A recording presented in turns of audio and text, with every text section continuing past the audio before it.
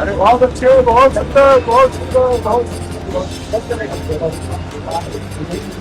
ये हाईवे की एक लेन कांवड़ियों के लिए रिजर्व है, जबकि दूसरी लेन पर ही केवल सभी प्रकार के वाहन चलने दिए जा रहे हैं। दोस्तों, जंतर मंतर पर बीते दिनों क्या हुआ उसकी तस्वीर आपने देखी है और अब नरेंद्र मोदी की भारतीय जनता पार्टी की सरकार हाथी के दांत दिखाने के और खाने के दूसरे वाला काम इस्तेमाल कर रही है। अभी वो तस्वीर मैं आपको दिखाऊंगा किस तरीके से भारतीय जनता पार्टी नरेंद्र मोदी और भाजपाइयों के पाले हुए गुंडों ने उन छोटी छोटी बच्चियों को बलात्कार का थ्रेट दे रहे हैं, रेप थ्रेट और डेथ थ्रेट दे रहे हैं। नरेंद्र मोदी रात में आकर के रील बनाते हैं और उसके बाद माफ करने की बात करते हैं और उसके बाद भाजपा के ही गुंडे उनके पूरे खानदान को मार डालने की धमकी देते हैं। वो तस्वीरें अभी मैं आपको दिखाऊंगा। ये तस्वीरें इसलिए आपके लिए देखना जरूरी है क्योंकि जो हाथी के दांत हैं वो दिखाने के दूसरे और खाने के दूसरे हैं, इसीलिए मैं कह रहा हूं। उधर उत्तर प्रदेश में कांवड़ियों का आतंक चरम पर है। भारतीय जनता पार्टी की योगी आदित्यनाथ की सरकार कान में तेल डालकर सो रही है। अधिकारी फूल मालाएं बरसा रहे हैं। मुजफ्फरनगर जैसे जिले में स्कूल बंद कर दिए गए हैं ताकि कांवड़िए बड़े आराम से खुलेआम आतंक मचा सकें, ट्रकों को लूट सकें, गाड़ियों को तोड़ सकें, लोगों को बेरहमी से पीट सकें और कोई मुसलमान मिल जाए तो उसको लिंच कर सके। मतलब आप समझिए कि वो हाईवे मुसलमानों के चलने के लिए गुनाह सा हो जाता है। सावन में डरता है आदमी, मुसलमान कारोबारी ढाबे बंद करके भाग जाता है। ऐसा लगता है कि पता नहीं कौन सा शासन आ गया। संविधान सिर्फ खूंटी पर टंगा हुआ दूर से नजर आता है। अधिकारी फूल मालाएं बरसाते हैं। वो तस्वीरें दिखाऊंगा और झारखंड की हेमंत सोरेन सरकार की बेशर्मी के तस्वीरें भी आपको दिखाऊंगा। बहुत सारी तस्वीरें एक एक करके दिखाते हैं। सबसे पहले ये देखिए जरा, ये कांवड़िए हैं, इन्होंने ट्रक लूट लिया है। रात के अंधेरे में हाईवे पर पूरा का पूरा ट्रक लूट लिया। इनके लिए योगी सरकार ने जगह जगह फूल बरसाने के लिए पुलिस के अधिकारियों को अपॉइंट किया। भारतीय जनता पार्टी की सरकार में ये कांवड़िए इस तरीके से आतंक मचाते हैं, लेकिन जब चंद लोग प्रदर्शन करने जंतर मंतर पर पहुंच गए थे तो उनको उग्रवादी और आतंकवादी और देशद्रोही पता नहीं क्या क्या कहा था। ये देखिए शांति दूतों ने किस तरीके से पूरा का पूरा ट्रक लूट लिया भोलेनाथ की जय जयकार करते हुए। ये ठीक वैसा ही है जैसे राम मंदिर चढ़ावा घोटाला मामले में जय श्री राम बोल करके नरेंद्र मोदी के पाले गए चिंटुओं ने पूरा का पूरा मामला ही लूट लिया और जब उस पर प्रोटेस्ट हुआ, प्रदर्शन हुआ तो पप्पू यादव की गर्दन काटने पर इनाम घोषित हो गया। खैर, आईपी सिंह ने वीडियो शेयर करते हुए लिखा है कि कांवड़ियों ने ट्रक लूट ली। कहां है, किस गुल में छुपे हुए सुधीर चौधरी, अंजना ओम कश्यप, रूबिका लियाकत और गोदी चैनल वाले? क्या इस पर डिबेट करेंगे? क्या मोदी सरकार से और योगी सरकार से सवाल पूछेंगे? इनकी गुंडाई की एक और तस्वीर, हालांकि इससे पहले मैंने आपको दिखाई, ये तस्वीर और देख लीजिए क्योंकि ये बहुत मौजूद तस्वीर है। ये सीधे तौर पर धर्म की आड़ में कानून व्यवस्था को चुनौती देती हुई तस्वीर। देखिए किस तरीके से कांवड़ियों ने पूरी की पूरी कार को तबाह कर दिया, ध्वस्त कर दिया। ये कांवड़िए सीधे तौर पर अपने मगज में गुंडई पाल करके निकले हुए, ऐसा लगता है इनके क्रियाकलापों से कम ये समझ में आ रहा है। उत्तर प्रदेश में खुलेआम ये सब कुछ हो रहा है। योगी आदित्यनाथ की सरकार है और गुंडे जो है प्रदेश छोड़ चुके हैं, माफिया प्रदेश छोड़ चुके हैं, माफिया को मिट्टी में मिला चुके हैं योगी आदित्यनाथ। लेकिन इन नफरती चिंटुओं और गुंडों को, इन पर पुलिस आगे जाकर के माला पहनाती है, फूल बरसाती। मैं क्यों कह रहा हूं, ये देख लीजिए जरा इनको। ये देखिए, ये एडीजी भानु भास्कर हैं। मुजफ्फरनगर जिले में कांवड़ियों पर ये पुष्प वर्षा करते हुए नजर आ रहे हैं। मुजफ्फरनगर जिले में एक हफ्ते के लिए स्कूलों को बंद कर दिया गया है ताकि कांवड़िए आराम से आ जा सकें, आराम से किसी को भी पीट सकें, आराम से भी किसी को भी लूट सकें। और ये पुलिस के अधिकारी हैं, इन्होंने संविधान की शपथ ली है और ये इस तरीके का काम दोस्तों करते हुए नजर आ रहे हैं। बहुत अच्छी बात है, आप करिए, लेकिन इनके आतंक पर भी नजर डालिए। देखिए किस तरीके से कांवड़िए निकल रहे हैं और उन पर पुष्प वर्षा की जा रही है। पुलिस के लोगों को लगाया गया है सुरक्षा के लिए।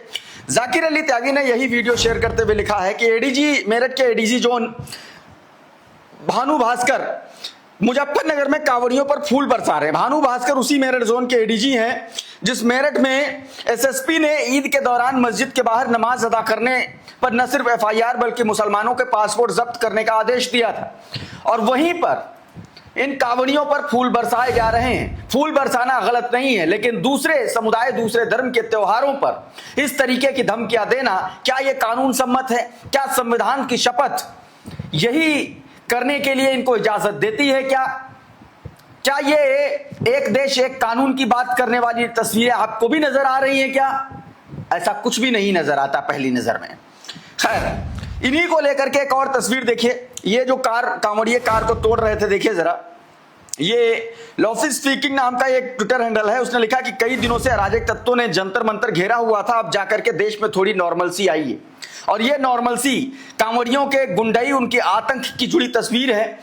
किसी मिडिल क्लास आदमी के, किसी व्यक्ति की जीवन भर की कमाई से जिसने कार खरीदी हो, उसकी कार को किस तरीके से इन जाहिलों ने तोड़ फोड़ दिया, पूरा बर्बाद और तबाह कर दिया। इसी को कोट करते हुए रवीश लिख रहे हैं, सरकार इनकी सुविधा के लिए रास्ता बनाती है, गुलाब के फूल बरसाती है, फिर भी इनकी हिंसा को रोकने का इकबाल नहीं रखती। समाज सेवी संगठन भी इंतजाम करते हैं, कैंप लगाते हैं, तब भी ये लोग हिंसा करने से बाज नहीं आते। कहने का मतलब ये है कि लोग राज्य और समाज दोनों से शिकायत नहीं कर सकते। किसी ने परवाह नहीं की, फिर इनके भीतर इतनी हिंसा क्यों भरी है? हर साल यही हाल है। इन लोगों का फेस रिकॉग्निशन से रिकॉर्ड नहीं निकाला जाता, क्योंकि पुलिस क्यों नहीं इनके घर चली जाती? कम से कम इन सभी को एक गाइडलाइन पकड़ा देती है कि कोई दिक्कत हो तो रास्ते भर पुलिस खड़ी है, आप पुलिस को बुलाइए, खुद मारपीट और तोड़फोड़ मत कीजिए, कुछ काउंसलिंग करनी चाहिए, फिर कार्रवाई भी। कब तक स्टेट एक्शन नहीं लेगा और ये लोग हिंसा करते रहेंगे? इन्हें ये सब करने के लिए आप जेन जी को दोष नहीं दे सकते। कई जनरेशन से ये हो रहा है, सीधे तौर पर यह बात कही गई है। कांवड़ यात्रा पर लगातार कांवड़ियों के साथ सचिन गुप्ता चल रहे हैं, अलग अलग जगहों से रिपोर्ट कर रहे हैं। हालात ये हैं कि सरकार ने कांवड़ियों के लिए बाकायदा पूरा का पूरा एक रूट ही खोल दिया है और बाकी वाहनों का रूट बंद करने की बातें निकल के सामने आ रही हैं। सचिन गुप्ता का कहना है कि दिल्ली देहरादून हाईवे यानी कि NH58 वन वे कर दिया गया है, यानी हाईवे की एक लेन कांवड़ियों के लिए रिजर्व कर दी गई है, जबकि दूसरी लेन पर सभी वाहन चल रहे हैं। आने वाले दिनों में कांवड़ियों की संख्या बढ़ते ही हाईवे सभी वाहनों के लिए बंद कर दिया जाएगा। सुनिए जरा क्या कुछ कहा है सचिन ने। कांवड़ यात्रा की वजह से पश्चिम उत्तर प्रदेश के कई शहरों में स्कूल, कॉलेज और मदरसे बंद कर दिए गए हैं, मीट शॉप बंद कर दी गई हैं, जबकि शराब की दुकानों पर पर्दे डाल दिए गए हैं। कांवड़ की वजह से ट्रैफिक व्यवस्था पर भी प्रभावित हुई है। अभी हम इस वक्त दिल्ली देहरादून हाईवे पर मौजूद हैं। आप देख सकते हैं ये हाईवे की एक लेन कांवड़ियों के लिए रिजर्व है, जबकि दूसरी लेन पर ही केवल सभी प्रकार के वाहन चलने दिए जा रहे हैं। उधर जंतर मंतर पर प्रोटेस्ट करने गई लड़कियों के साथ भारतीय जनता पार्टी के पाले हुए गुंडे बलात्कारियों जैसा बर्ताव कर रहे हैं। उन बच्चियों के सोशल मीडिया अकाउंट्स पर, उनकी मां के सोशल मीडिया अकाउंट्स पर धमकी दे रहे हैं, उनके रेट लगा रहे हैं। दोस्तों, नरेंद्र मोदी को शायद ये नहीं पता हो, इसीलिए मैं आपको शुरुआत में बोला था कि हाथी के दांत खाने के और दिखाने के अलग अलग होते हैं। मतलब भारतीय जनता पार्टी के पाले हुए गुंडे या भारतीय जनता पार्टी के द्वारा फैलाई गई नफरत से ग्रसित वो गुंडे इन बच्चियों को रेप थ्रेट दे रहे हैं, जान से मारने की धमकियां दे रहे हैं और उनके परिवार वालों को, उनकी मां को जबरदस्त तरीके से गालियां दे रहे हैं, उनके रेट लगाए जा रहे हैं। बीबीसी ने उस लड़की का इंटरव्यू किया है, आप सुनिए जरा छोटा सा हिस्सा।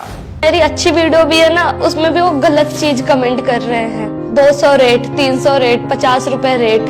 प्रोटेस्ट में सर लड़कों की भीड़ में भी खड़ी हो जाती थी ना, किसी ने एक गंदा टच नहीं किया, किसी ने एक गंदा वर्ड नहीं यूज किया और किसी ने कुछ भी मतलब डिसरिस्पेक्ट नहीं की है। इंटरनेट पे बैठे लोगों ने तो हिम्मत ही तोड़ दिया सर मेरी। प्रतीक पटेल लिख रहा है, ये कंटेंट क्रिएटर श्रद्धा सिंह हैं, ये जंतर मंतर पर प्रोटेस्ट में शामिल हुई थी। उसके बाद इनकी अच्छी वीडियो भी ट्रोल गैंग द्वारा इनका दाम लगाया जा रहा है और 200 रुपए लिखा जा रहा, कोई 300। इनका कहना है कि प्रधानमंत्री जी को ये सब नहीं दिखता, क्या वे कुछ नहीं करेंगे? इतना ही नहीं, सीधे तौर पर किस तरीके से श्रद्धा सिंह के साथ स्थितियां गंभीर बनी है उसको लेकर के संजय सिंह ने भी इनका एक वीडियो शेयर किया है। उनकी मां को गालियां दी जा रही हैं, उनको एक तरीके से उनकी मां को अपना सोशल मीडिया अकाउंट डीएक्टिवेट करना पड़ा है। दिल्ली पुलिस नरेंद्र मोदी, भारतीय जनता पार्टी, अमित शाह और भाजपा के तमाम सारे बेशर्मों को यह बात समझ में नहीं आ रही है एकदम। क्या वो सिर्फ 15-15 साल की बच्चियों के पीछे अपने गुंडों की फौज छोड़ चुके हैं क्या? सुनिए जरा इसमें क्या कुछ कहा गया है। आप किसी की मम्मी को कैसे बोल सकते हो? अगर बेटी गंदी हो गई तो ठीक है, आप बेटी को बोलो, पर आप एक भद्दा शब्द मेरी मम्मी के लिए कैसे यूज कर सकते हो? पिछले 4-5 दिनों में जो भी कुछ हुआ है, आपकी फैमिली का क्या रिएक्शन है? सर, मेरी मम्मी एक पेशेंट है, ठीक है। वो बहुत ज्यादा ऐसी है कि थोड़ी सी भी बात में ना वो डर जाती है, और लोगों ने क्या किया कि मेरी मम्मी की आईडी टैग करके और मम्मी को गाली देना स्टार्ट कर दिया। अच्छा, एक और ये वीडियो आपने देखा होगा, बाल नरेंद्र वाला, 56 इंच का छोटा बंदर, बाल नरेंद्र। ये दोनों स्टूडेंट एक्टिविस्ट हैं जेएनयू की। अब इस वीडियो को डिलीट कराने के लिए एड़ी चोटी का जोर भाजपा लगा रही है। जगदीश सिंह लिख रहे हैं कि यह वीडियो सरकार डिलीट करवा रही है, आलोचना का इतना डर क्या? यही लोकतंत्र है? विडंबना देखिए, सत्ता पक्ष के लोग खुलेआम गाली गलौज और अभद्र भाषा का इस्तेमाल करें तो कोई कार्रवाई नहीं, लेकिन सरकार की आलोचना करने वाली आवाजों पर रोक लगाने की कोशिश की जाती है। लोकतंत्र की असली ताकत सवालों और आलोचना को सुनने में होती है, उन्हें दबाने में नहीं। यह बात सीधे तौर पर कही जाती है। उधर वो बच्ची जो 15 साल की बच्ची जिसने अभद्र भाषा का इस्तेमाल किया था, जिसने गाली गलौज की थी, उसके खिलाफ नोएडा पुलिस ने एफआईआर दर्ज कर ली, जबकि कानून में ऐसी कोई लोग कह रहे हैं कि व्यवस्था ही नहीं। खैर, उस पर नहीं जाते, लेकिन उसके साथ क्या सलूक किया जा रहा है वो मैं आपको दिखाना चाहता हूं, और दिखाना क्या, उसी की जुबानी आपको सुनाना चाहता हूं। देखिए जरा इसको पहले। इंस्टाग्राम नहीं, अननोन नंबर से आ रहे हैं, किसी ने मेरा नंबर लीक किया था, अननोन नंबर से आ रहा है, मुझे साफ साफ बोला जा रहा है जहाँ देखोगे आपको हम कर देंगे, आपका जहाँ देखोगे वहां पे आपकी हम ऐसा लाइक आपको रेप करेंगे आपका, फिर आपको फेंक देंगे किसी नाले में। सुन लिया, ये हो रहा है इन बच्चियों के साथ। इसी को लेकर के आम आदमी पार्टी के राज्यसभा सांसद संजय सिंह ने नरेंद्र मोदी की सरकार, उनके क्रियाकलाप, चाल चरित्र और चेहरे को एक तरीके से एक्सपोज कर दिया। ना सिर्फ उनके बल्कि गोदी मीडिया के तमाम सारे चैनलों को भी नंगा कर दिया। सीधे तौर पर क्या कुछ संजय सिंह ने कहा है, आप सुनिए जरा इस वीडियो में। आपने एक 15 साल की बच्ची को माफ नहीं किया, उसकी जिंदगी आपने तबाह कर दी। आपको शर्म नहीं आती? आप दुनिया के इतने बड़े लोकतंत्र के प्रधानमंत्री हैं और 15 साल की बच्ची को आपने माफ नहीं किया, उसकी जिंदगी आपने बर्बाद कर दी। आपको शर्म नहीं आती प्रधानमंत्री जी? कल से जब से मैं ये वीडियो देख रहा हूं, मुझे बार बार मन बहुत व्यथित हुआ और बार बार आपके ऊपर एक मन में क्षोभ, गुस्सा, नाराजगी पैदा हो रही है। प्रधानमंत्री जी, कितना घटिया समर्थक वर्ग आपने तैयार किया है। सुनिए इस बच्ची को।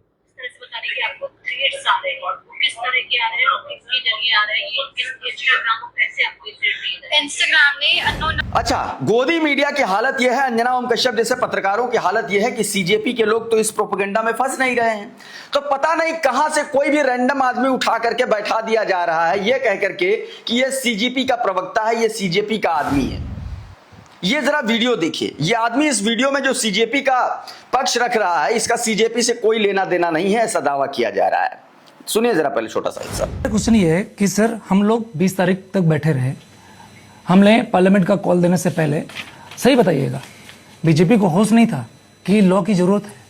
रातों रात 2 दिन में आपने लॉ बना दिया, जो कि हमारी स्टूडेंट कमीशन की आप जिसकी बात करें ना, 2 साल से पहले से मांग कर रहे थे आपके मिनिस्टर से, आप 2 दिन में बना दिया। और उसमें ये बताइए, आप सिस्टम इंपावर कर रहे हैं या स्टूडेंट इंपावर कर रहे हैं? अब डिबेट के इस छोटे से हिस्से को सुन करके आपको यह बात समझ में आ गई होगी कि पूरा का पूरा एंगल किसी न किसी तरीके से गोदी मीडिया के बेशर्म पत्रकार जो है हिंदू मुसलमान की ओर मुड़ने की कोशिश कर रहे हैं, और इसके लिए सीजेपी प्रवक्ता या सीजेपी से जुड़ा कोई भी जुड़ा है या नहीं है, इसका भी वेरिफिकेशन नहीं है, उसको बैठा करके उसके नाम से बदनाम करने की कोशिश की जा रही है। अर्पित शर्मा लिख रहा है कि this person Ram Chandel is not a CJP spoke person, why is Aaj Tak endorsing a random person as affiliated to CJP, Godi media for a reason. सीधे तौर पर यह बात कही गई है। उधर chief justice of India justice Suryakant को लेकर के कोर्ट में बीते दिनों जिस शख्स ने गाली गलौज किया था, अभद्र भाषा का इस्तेमाल किया था, और उसके बाद किस तरीके से वाहवाही लूटी थी सीजीआई ने, और कहा था कि उसको माफ कर देना चाहिए, उस पर कोई एक्शन नहीं होगा, ये हाथी के दांत दिखाने के थे। अब हाथी के दांत खाने वाले आपको बताता हूं, इस ट्वीट को देखिए। रिजकी यादव लिख रहे हैं कि हाथी के दांत खाने के और दिखाने के दूसरे होते हैं। आपको याद होगा कि पिछले दिनों सुप्रीम कोर्ट में प्रबल प्रताप यादव ने सीजीआई को गाली दे दी थी, जिसके बाद सीजीआई ने कहा था कि लड़के को माफ कर दो, कोई कार्रवाई ना करना। लोगों ने जज साहब की बड़ी तारीफ की थी, लेकिन बाद में जज साहब ने अपने कर्मचारी से बोल करके उन पर एफआईआर करवाई, 14 दिन जेल में रखा। कल प्रबल जमानत पर आया है। यह काम मोदी जी ने खुद आकर के एक तरीके से किया, खुद आकर के बोल रहे हैं कि गाली देने वाले जेंजी को माफ कर दो, और पिछले दरवाजे से पुलिस अब युवाओं को पकड़ रही है। तो दोस्तों, अभी के इस वीडियो में बहरहाल इतना ही। बहुत बहुत शुक्रिया, बहुत बहुत धन्यवाद। आप जुड़े रहिए आपके अपने चैनल द लाइव टीवी के साथ। नमस्कार। द लाइव टीवी, सच सबसे आगे।